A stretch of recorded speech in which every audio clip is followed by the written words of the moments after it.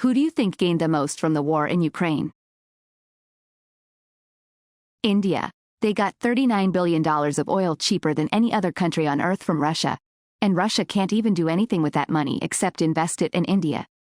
Because Russia agreed to accept payment in Indian rupees, and didn't read the fine print that the payment in rupees will go to Russia's bank account inside India only, and the money cannot be taken out of India. The only thing Russia can do is invest it into Indian investment schemes. Which builds India. Can't believe no one is seeing this. India has used the Ukraine conflict to both show her resolve and her intention to work with the wider West and gets $39 billion worth of oil and investment out of it. All while Modi looks set to win another term in office and India now having a more assertive foreign policy, to create an overall lack of one. NATO. It's been a fantastic logistics exercise with the side benefit of getting rid of old ammo and equipment. Oh, and they found out the Russian army can't fight for shit, apparently. It definitely made NATO stronger, but I would be surprised if there was any country in NATO that wouldn't rather have no invasion instead if they had a magical chance to roll it all back to 2022 Feb and cancel the whole thing. The economic strain of supporting Ukraine is huge. It looks likely that the West will lose less in this war than Russia will, but it would be so much better for pretty much everyone to just continue buying cheap gas and food from Russia instead. But since Russia did invade, we absolutely have to support Ukraine all the way. Maybe some defense contractors could be celebrating the situation since they get so many sales on the back of this war, but I wonder if even those wouldn't have a large faction of people who would prefer the stability and steady growth that would come from peace instead of the increased sales they get from this war. China is definitely enjoying riding the fence here, supplying Russia just enough to keep going and forcing the coalition on the side of Ukraine to keep pumping aid and arms while they gobble up the cheap resources Russia desperately needs to sell to someone. China has pros and cons from the war. The biggest pro for them is that this war will make Russia their bitch for the foreseeable future. Russia is now heavily reliant on China and China can use them as a source of cheap resources. A lesser pro for them are that it distracts the United States from its pivot towards Asia. The cons are that China is not immune to the global financial instability that resulted from the war and will feel higher food prices, that America's allies are more unified than they have been in decades and are all evaluating their own military strength and in most cases deciding to build it up more, and that China is now finding its biggest military ally is in fact a paper tiger. China is also straining its relations with Europe based on the support they are giving Russia, which is further driving Europe towards the US in the China-US pissing match. Also, it's hard to say if it's a pro or a con for China, but they now know that it's likely a military invasion of Taiwan would be a disaster because they have a clear understanding of how the modern world will react to wars of conquest and how, despite the way the US made it look easy, invading countries can actually bring even a supposed superpower to its knees. It's probably good for China to find that out now instead of in the event of an actual war, but the fact it kills Xi's ambitions for Taiwan probably hurts him. NATO. The threat for which it exists is getting ground down into the dirt militarily, economically, and politically, without those countries having to put boots on the ground and directly commit to armed combat. All of its weapon systems are getting real-life combat testing on the battlefield for which they were designed. New and old. Old weapon stocks which would normally cost a shit ton of money to safely dispose of are instead being used to knock out Russian equipment, saving a nice chunk of change.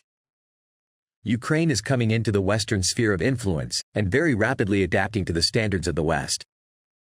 The rest of the world has been put on notice that there are consequences for pulling this kind of shit, and while the world may not always come to the rescue, it's still going to be a gamble from here on out.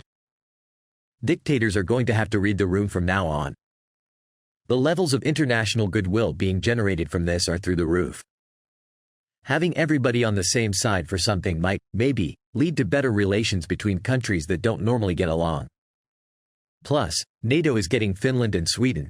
And holy shit are those good gets. The United States. Aside from taking over the European gas market after the Russians left, Sweden and Finland's accession to NATO will checkmate Russia in Europe, which will allow the US to focus more on the Indo-Pacific region, something it has desired since Bush Sr. Biden has also accelerated military pacts with Japan and South Korea, who have buried 80 years of grievance for it, and a military pact with Vietnam this very week. The US already had pacts with the Philippines, India and the AUKUS, Five Eyes countries, so the US basically has checkmated their opponents geostrategically. To top it off, The US have taken over many military contracts that were first filled by Russia, e.g. Indonesia buying US fighter jets after scrapping a deal with Russia. China is getting some cheap oil and exporting some of its tech, and Russia will be a virtual client state for the foreseeable future. But having a client state that size and with more nukes than you isn't great, and the West is now thinking real hard about Taiwan. NATO is stronger than it has been for a while, but most of the cost of this war is borne by them, and they are going to have to pay to rebuild and demine Ukraine. For reference, France is still demining from WW1. India, on the other hand, gets to be its own power block. They get to effectively loot Russia's economy, but aren't turning it into a client state that they have to take care of. They get to be the ones making cheap weapons to export worldwide, rather than Russia. They are truly emerging as their own thing that can play NATO and China off one another for their own advantage. Lockheed Martin, Raytheon, the people who make artillery shells. Defense contractors, MIC, and eventually the companies that get the contracts to rebuild the country. Think I saw BlackRock was already lined up for it. Not Putin, since his blitzkrieg failed. After all the hard fighting and territorial liberation, Ukraine will eventually be the regional superpower. It's like Russia stepped in a bear trap. I'm pleasantly surprised that Putin was this stupid. The Baltic states, Estonia, Latvia, Lithuania. Before, their concerns about Russia and Belarus were not taken very seriously. Now they have a massive NATO presence, a new NATO neighbor, and the ear of Western politicians. The invasion of Ukraine. This isn't some sectarian scuffle in a failed state like what happened to Afghanistan. An imperialist sovereign state invaded another sovereign state. And the answer to your question is the free world.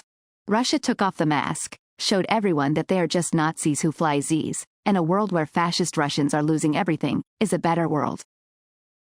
NATO as a whole, but EMO especially the United States.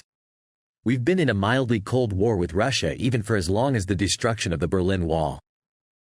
They've been a thorn in our side consistently, from spreading disinformation, propaganda to playing geopolitical games. This war in Ukraine is a way for the USA to fight a proxy war against Russia, and the actual cost, a few tens of billions, is a drop in the bucket compared to if we ever had to mobilize our own folks, our own equipment, etc. to get it done. Qatar. With Russia out of oil business, they have been making a crazy amount of money and have gained much more political authority. Not to mention that a world system with no rule of law is definitely appealing. More important is to ask who hoped to gain the most from the war. The answer is obviously Russia, which is why they started an unprovoked war of conquest in the first place. I don't care if the Western arms producers profit from the fact that Russia was too incompetent and corrupt to defeat their much smaller neighbor. Russia is now trying to rewrite history and claim that the West started this conflict somehow. They're claiming that Western nations are trying to prolong this war so that Western companies can profit. Frick Russia and their shitty attempts at propaganda. Military-industrial complex. The companies that sell weapons and ammo and vehicles and so on. Coincidentally, some members of Congress are invested in those same companies. So far, the US and the rest of NATO. Russia has been kneecapped and NATO has expanded places that it never would have before the war. After the shooting stops, it is going to be a solid NATO wall with both Moscow and St. Petersburg within easy reach. Russia's dreams of expansion are over. Economically, they are going to be on their knees and easy economic pickings. China and India are also going to profit from this quite nicely. European militaries. It's basically a giant military exercise, free decommissioning of obsolete equipment, and it added Finland and Sweden into the big umbrella. It also showed everyone that Russia is absolutely useless in war. Raytheon, General Dynamics, Northrop Grumman, Lockheed Martin, BAE Systems, Honeywell and many other military defense companies. They get awarded contracts to replenish the arms, ammunition and other military equipment that gets depleted from our supplies in addition to supplying Ukraine. Some of the profits of course get sent to the lobbyists, and of course much of that money gets put right back into the pockets of our politicians. Question: aren't the Democrats predominantly anti-war? And Republicans the war hawks? Amazing how there has been a shift in behavior. Ukrainians, for their resilience, innovation, courage, faith in their leadership and themselves. They will beat Russia and Putin will be off and join the ranks of worst despots ever, with Stalin, Hitler, Mao, Pol Pot, Tito, etc., in hell. Most answers are terrific here. But in my mind, the biggest gainer is the top 0.1%. They have invested in oil and petrochemical and chemical companies. And stock prices have risen. The war has begun. Goldman Sachs and BlackRock are creating a bank for funding the reconstruction efforts. Sounds legit to me. So now these two major corporations who already own trillions of dollars in assets and incredible influence in the markets will have yet even more. NATO, especially the United States. First, they get rid of all the excess armored vehicles from the inventory that required repairs, maintenance to keep it running, and also in turn making way to buy the latest armored vehicles, etc. Secondly, testing out new weapons or already developed weapons that were designed to fight against Russian equipment, plus basically a free advertisement to the rest of the world on what NATO equipment can do. For example, the order for the HIMARS system increased after its success in Ukraine against Russia. Leaving aside the monetary values, the intel collected in a peer-to-peer fight after so many decades at this level is priceless. The United States. We got to try out our armaments in a real war against a major adversary without getting our own people killed. Even better, we got a chance to see what a country with good technical resources could do against technologically advanced equipment. The things the Ukrainian guys thought up and used against Russia, including drones made out of cardboard, are the kind of things our tacticians need to address in future conflicts. We've also strengthened our relationship with NATO after the disaster of President 45. Nobody has anything to gain. That war is a humanitarian, social and political catastrophe. Putin's warmongering put an end to 3 decades of peace in Europe and has triggered a new arms race. 'Cause nobody wants to be occupied by genocidal Russians. So less welfare, more DACA. Literally, the entire West wins with this. The whole world gains from this. Giving the Ukrainians weapons for their independence while also not escalating everything further has given the US favorable PR. It sends a strong message to China about their goals in Taiwan. Taiwan has all this equipment and more in their stockpiles, showing there is no quick, decisive victory. Watching almost the entire collective world start to shift toward the Western world must be pretty hard for them. Even the Cubans are pissed at the Russians for trying to recruit their people. At this point, I shouldn't be saying West versus East, but world versus Russia and China with Iran and NK.